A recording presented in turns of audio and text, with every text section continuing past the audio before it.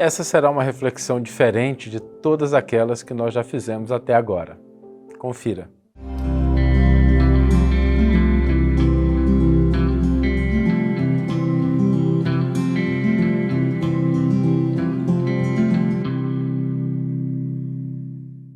Olá, meus amigos, olá, minhas amigas, sejam todos muito bem-vindos ao programa Reflexões com Emmanuel. E hoje nós vamos ter uma reflexão diferente daquela estrutura que nós estamos acostumados. Isso porque existe um comentário de Emmanuel que eu considero um comentário muito valioso que ele faz em relação ao versículo João 14,6, e é um versículo conhecido, muitas pessoas conhecem, mesmo que nunca tenham lido o Novo Testamento, conhece esse versículo, que é onde Jesus diz: eu sou o caminho, a verdade e a vida. E Emmanuel faz um comentário longo que endereça essa questão, e eu achei que se a gente fosse pegar uma reflexão de algum ponto desse comentário, talvez a gente deixasse coisas importantes de fora. Eu resolvi fazer algo diferente, eu resolvi compartilhar com vocês a leitura e a reflexão ponto a ponto desse comentário de Emmanuel. Eu queria que você se sentisse como se a gente estivesse agora sentado no sofá da sala, começando um culto do Evangelho no lar, ou uma conversa agradável sobre o Evangelho. A gente vai ler esse comentário e eu vou parar em determinados momentos e a gente vai conversar sobre ele. Infelizmente eu não vou conseguir te ouvir, eu não vou conseguir ver o que você está pensando, mas eu gostaria muito que você deixasse nos comentários aquilo que você pensa, que você acha também.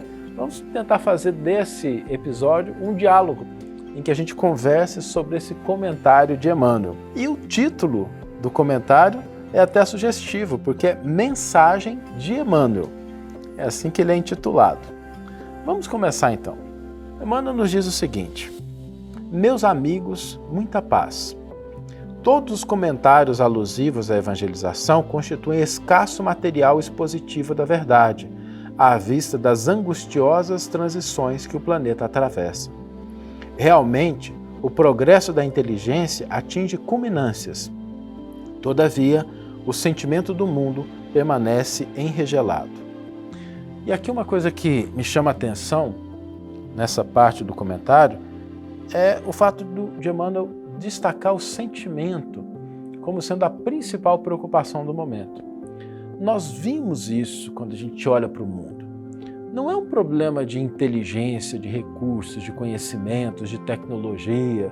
Estamos na era da inteligência artificial, facilidades extraordinárias que nós temos, possibilidade de comunicação. Mas o grande desafio para todos nós é realmente o desafio no campo do sentimento, daquilo que nós trazemos no íntimo da nossa alma. As pessoas não adoecem porque elas não sabem resolver o teorema de Pitágoras ou porque não sabem utilizar a última tecnologia. Elas adoecem, têm problemas por conta dos sentimentos que às vezes carregam. Para a gente isso é um ponto importante, para que a gente se preocupe também com os nossos sentimentos, como a gente está cuidando desse sentimento que a gente está trazendo dentro da alma. Emmanuel prossegue: urge dilatarmos os setores do bem vivido e do amor aplicado com o Cristo, a fim de atendermos aos compromissos assumidos em época recente. O Espiritismo, assim, não consiste num sistema de pura indagação científica para que a filosofia se enriqueça de novos sofismas. Necessário compreendamos em sua fonte não só o manancial de suprimento às convicções substanciais com relação à sobrevivência. Nosso intercâmbio pecaria na base se estivéssemos circunscritos ao campo de mera demonstração da realidade espiritual através dos jogos do raciocínio. Reduziríamos a doutrina que nos felicita a simples ministério de informação, sem esquemas redentores para a vida em si. É por isso que jamais nos cansaremos no apelo ao nosso entendimento para que a terceira revelação represente para nós todos a gloriosa escola de reajustamento mundial no cristianismo redivivo. Aqui o que me chama a atenção nessa parte é o foco que Emmanuel dá à prática, à vivência, à aplicação no nosso cotidiano. E esse é um cuidado que nós devemos sempre ter. Aliás, as reflexões, desde que elas surgiram, toda a equipe envolvida nisso sempre teve essa preocupação de trazer esses conceitos para o nosso cotidiano. Porque de nada vale a gente conhecer as coisas, a gente idealizar, a gente ter um vasto cabedal intelectual, se a gente não converter isso em algo útil, algo bom, algo que nos convide ao amor, à fraternidade. Então, toda vez que a gente olhar para uma determinada conquista, para algo que nos chama atenção, lembremos que a aplicação prática deve ser o objetivo último. E principalmente quando a gente fala do estudo do Evangelho, da doutrina espírita, nós não podemos nos perder simplesmente em ficar entendendo a parte filosófica, a parte científica. Tudo isso é importante, não entenda mal. Tem seu papel, tem o seu valor. Só que sem essa complementação da transformação do nosso cotidiano, da nossa maneira de agir, de sentir, de interagir, a tarefa ficaria incompleta.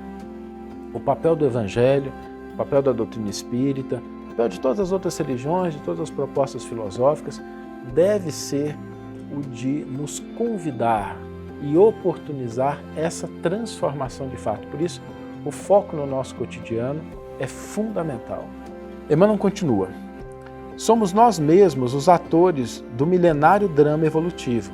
De século a século, revezamo-nos no trabalho retificador, intentando o empreendimento da salvação final. Inventamos 1000 sistemas científicos, filosóficos e religiosos para definir equações dos enigmas do destino e do ser. E embora nossos conclaves políticos e acadêmicos a se repetirem anualmente através das eras, rematamos sempre a iniciativa nas dolorosas e sangrentas aventuras da guerra.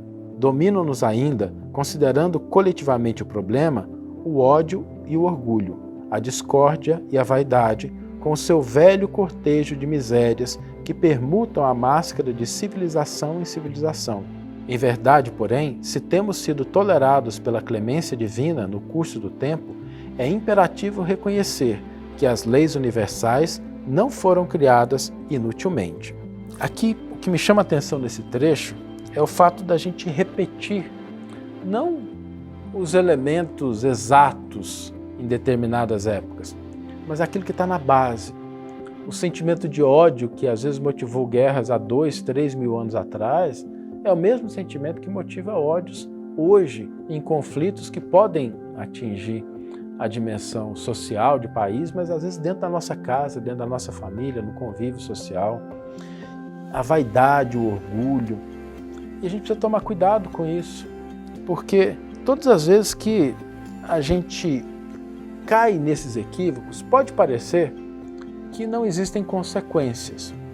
E a gente não pode confundir a misericórdia divina com a ausência de consequência das nossas ações.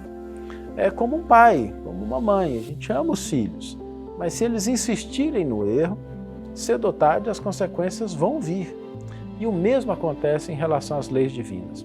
Isso tem um duplo sentido para a gente, porque nós podemos ter a certeza de que os problemas vão ser endereçados pela misericórdia e pela lei divina. Então a gente não deve cair no desânimo, no pessimismo de achar que as coisas sempre vão piorar. Não, as leis divinas vão entrar em operação. Então esse é um ponto importante. Agora, quando a gente olha para a gente, também existe um alerta. A gente percebeu o quanto na nossa vida a misericórdia divina ela está presente, nos oportunizando tempo para mudança, oportunidade de transformação, a paciência com os nossos equívocos. E isso é sinal da misericórdia divina. A gente sentir essa misericórdia divina na nossa vida para que a gente possa aproveitar isso e não cair no problema de repetir os mesmos padrões, porque cedo ou tarde a lei também comparece como mecanismo de reajustamento. Emmanuel prossegue: vivemos em razão disso torturante período de refazimento e restauração, dentro do qual nossos sentimentos são convocados automaticamente à percepção e aplicação do cristianismo nos mais comezinhos atos da experiência humana. Obrigação essa que somos compelidos a cumprir se não quisermos sossobrar nas tragédias coletivas de que o nosso século se represa. Em outros lugares da Terra, o Espiritismo ainda não conseguiu revelar sua finalidade e objetivos. A curiosidade, que é sempre benéfica quando se alia ao trabalho e ao respeito, mas que é sempre ociosa e perdulária quando não se submete aos impositivos do serviço nobre, converte-nos um movimento renovador em puro domínio de consulta indesejável ao plano invisível, como se trouxéssemos a detestável tarefa de suprimir as experiências e lições aos aprendizes. A especulação é a única atividade que aí prevalece, eliminando-nos precioso ensejo de cooperação para o reajustamento que o planeta reclama. Amargurosas surpresas, contudo, aguardam invariavelmente os companheiros que estimam a contemplação do fenômeno sem adesão ao esforço reconstrutivo. Esse trecho do comentário de Emmanuel me chama a atenção porque muitas vezes eu vejo pessoas que se aproximam da doutrina espírita ou às vezes até do Evangelho do Cristo somente com vistas aos fenômenos espetaculares. Às vezes a gente vai estudar o Antigo Testamento, o Novo Testamento e tem aqueles elementos que nos chamam a atenção, os chamados milagres, que são conhecimentos mais profundos da lei universal, porque Deus não faz leis para destruí-las, mas é natural que isso nos desperte a atenção. O problema é quando a gente fica só nisso, quando a gente não começa a entender que esses elementos devem se aliar a um trabalho, a um movimento de transformação. Então, para ser bem pragmático, já comentei isso algumas vezes nas nossas reflexões, às vezes nós temos médiuns que vão para uma sala mediúnica, que trabalham dentro do campo da mediunidade, que percebem um fenômeno de uma maneira extraordinária, mas ainda tem o hábito de falar mal das pessoas quando sai da reunião mediúnica, de criticar de maneira inadvertida, de cultivar o pessimismo. Ou seja, se a contemplação do fenômeno, se o entendimento desses mecanismos de interação entre os dois planos da vida não servir para que nós nos tornemos melhores pais, mães, filhos, irmãos, irmãs, trabalhadores, é sinal de que a gente está se prendendo simplesmente a um determinado aspecto. E a gente deve tomar cuidado com isso, porque isso é a gente desperdiçar a boa parte. Porque o que vai contar de fato para a nossa evolução não é o conhecimento, a gente ter visto, presenciado fenômenos. É como a gente está transformando o nosso mundo íntimo. Emmanuel continua. Nós, entretanto, que tivemos a ventura de ambientar o Evangelho renascente, exumando-o das cinzas a que foi condenado pelo sectarismo, guardamos o júbilo de reviver as manifestações abençoadas do Mestre Divino, quando a redenção vinha da humildade sofredora das catacumbas. Aqui um ponto fundamental é o sectarismo. O sectarismo é talvez o maior veneno do qual nós precisamos nos precaver, nos imunizar. O sectarismo, que significa separação, rigidez, a gente estabelecer padrões únicos, a gente considerar que determinadas coisas são completamente erradas ou devem ser suprimidas, e a gente não entender que se a providência e a misericórdia divina, que são a sabedoria e o poder infinito, permitem determinadas coisas, é porque pode ser que aquilo tenha um propósito, um objetivo, uma característica que a gente desconhece. Então a gente deve ter essa humildade de não buscar verdades que massacrem, a gente não buscar valores que separem. Nós devemos buscar a união, sobretudo no campo religioso. Eu sei que nós temos diversas correntes e todas elas são respeitáveis, têm o seu papel, principalmente quando elas se propõem ao diálogo, à interação saudável. A gente não espera que uma corrente abra mão do que ela pensa, das suas ideias, não. Nós não precisamos disso para buscar a união. Por isso, o veneno que pode comprometer as boas intenções no campo da atividade cristã é o do sectarismo, que é essa tradução da rigidez mental, das regras que não aceitam alteração. Então nós temos que ter muito cuidado com isso, porque às vezes a gente pode impor ao aluno que acabou de entrar na escola as exigências que só são devidas quando ele estiver no último ano. Então vamos ter cuidado com esse sectarismo e vamos buscar mais união. Como outrora, o mundo se encontra num dos períodos mais críticos de sua evolução político-religiosa. Antigamente, o patriarcado romano se sentia suficientemente forte para afrontar a tormenta, mas no fundo não conseguiu formar-se às consequências funestas do espírito odioso de dominação indébita. E hoje, enquanto poderosas nações da terra presumem exercer funções de hegemonia, eis que a renovação compulsória do mundo exige o devotamento daqueles que se ligam a Deus através do caráter enobrecido pela fé e pela virtude. Aqui tem um ponto que é muito importante, que diz respeito a essa concepção de temporalidade das experiências humanas. Muitas vezes eu vejo pessoas que caem no desânimo, no desespero, no pessimismo, porque elas acreditam equivocadamente nessa continuidade infinita de um determinado problema, de um determinado padrão. E Emmanuel, como um profundo conhecedor do Império Romano, que é um império que ele tem experiência de ter vivido, de ter passado ali em cargos importantes, sabe que mesmo um império tão poderoso quanto foi o Império Romano passa.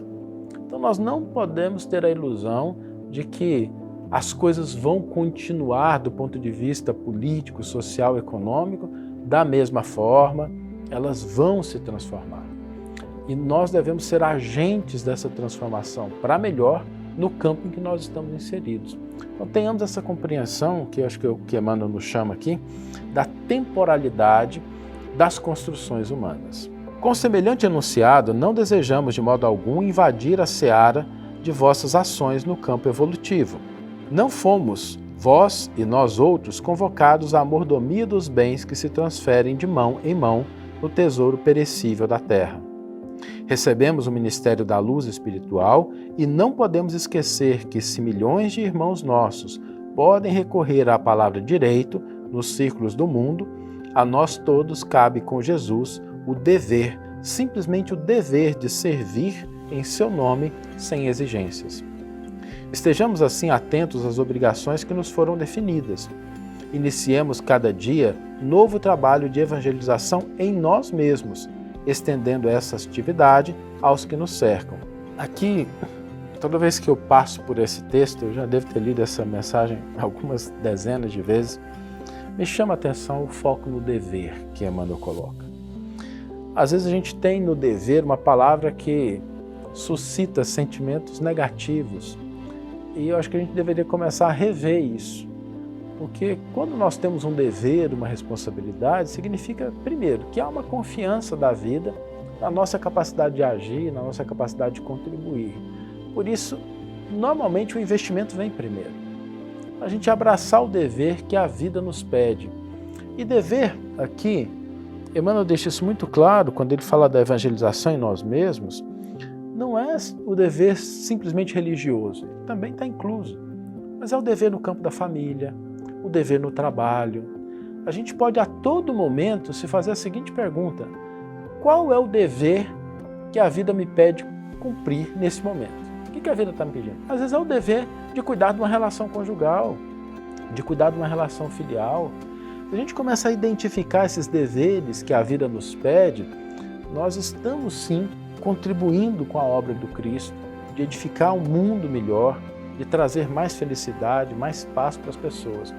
Então, o dever aqui, o compromisso, é nesse sentido de reconhecer esse investimento da vida em nós, olhar para aquilo que ela nos pede e buscar nos autoaperfeiçoar, a gente se melhorar para a gente poder cumprir melhor os deveres que a vida nos pede. Vamos prosseguir? A doutrina abre-nos abençoadas portas de colaboração fraternal. Perdendo na esfera da posse transitória, ganharemos sempre na possibilidade de conquistar a luz imperecível. Não duvideis.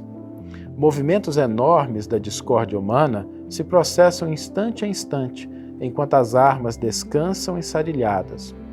A guerra, com sua corte de aflições e de angústias, não cedeu ainda um centímetro de terreno ao edifício da paz verdadeira, porquanto o ódio e a crueldade permanecem instalados no coração humano.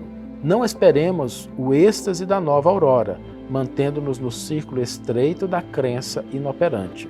Aqui há um ponto que eu gosto sempre de destacar, que o Emmanuel volta muito nele, que é a gente não se limitar a ver os problemas, a gente enxergar as dificuldades. Elas existem, elas estão aí. Mas a pergunta que o cristão de qualquer denominação e qualquer pessoa religiosa deveria se fazer diante de um problema é: o que eu posso ajudar? O que eu posso fazer? E encontrar no seu campo de influência, na sua esfera de ação, alguma coisa. Que às vezes pode não ser muito, às vezes pode ser uma prece, uma oração, um silêncio, um pensamento positivo. Em outras circunstâncias, se nós tivermos condições, obviamente, uma atuação mais direta, mais incisiva, mas agir no campo em que nós estamos inseridos, de acordo com as nossas possibilidades, e não só ficar contemplando e comentando os problemas. Se o Senhor nos conferiu olhos para o deslumbramento e ouvidos para a harmonia, deu-nos igualmente o coração para sentir, mãos para agir, mente para descortinar, obedecer e orientar. A obra da criação terrestre foi edificada, mas ainda não terminou.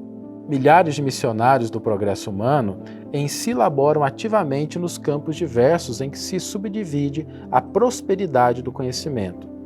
Nós outros, contudo, fomos conduzidos ao santuário para a preservação da luz divina. Mantenhamos dessa forma novas lâmpadas acesas e, acima de perquisições, coloquemos a consciência. Aqui são dois pontos que me chamam a atenção, quando ele diz que todos nós temos possibilidade de agir em relação à vida, à melhoria, à luz divina, principalmente se nós estamos filiados a uma denominação religiosa. Nessa ação, nós devemos buscar a esperança ativa. Não só a confiança que espera e não faz nada, mas a esperança ativa. A esperança de ter certeza de que dias melhores virão, de que coisas melhores acontecerão, mas fazer aquilo que nos é possível. A hora é significativa e impõe grande luta. Só os filhos da renúncia poderão atender, tanto quanto é preciso, a expectativa da Só os filhos da renúncia poderão atender, tanto quanto é preciso, a expectativa da esfera superior. Aqui o uso da palavra renúncia merece uma atenção, porque renúncia, e é interessante a gente pensar nisso, porque às vezes a pessoa pensa que a situação de escassez, de ausência é sinônimo de renúncia, e não é verdade. Só é renúncia quando você tem possibilidade de algo. Não tem condição de eu renunciar a alguma coisa se eu nunca tive aquilo. Aí eu simplesmente não tenho, eu não estou renunciando. Obviamente que a gente pode renunciar à forma de obter determinadas coisas, mas renúncia significa a gente trocar alguma coisa por algo melhor, algo mais valioso.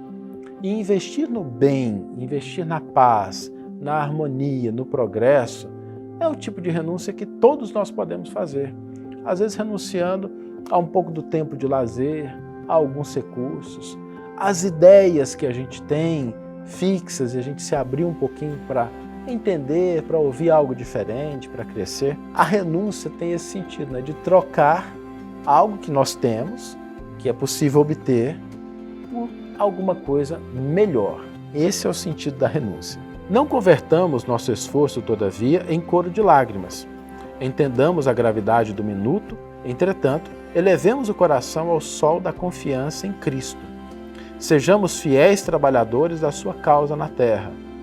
Traços que sois de intercâmbio entre os dois planos, não vos prendais excessivamente no vale escuro que nos prende os pés. Fixai a mente nos círculos sublimes, onde se localizam as fontes que vos suprem de energia.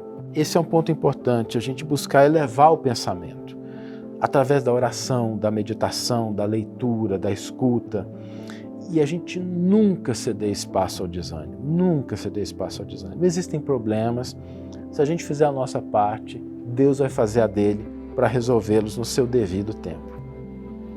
Emmanuel continua: e irmanados uns aos outros, no mesmo labor santificante, marchemos para a frente, identificados naquele que, ainda e sempre, repete para os nossos ouvidos frágeis: eu sou o caminho, a verdade e a vida.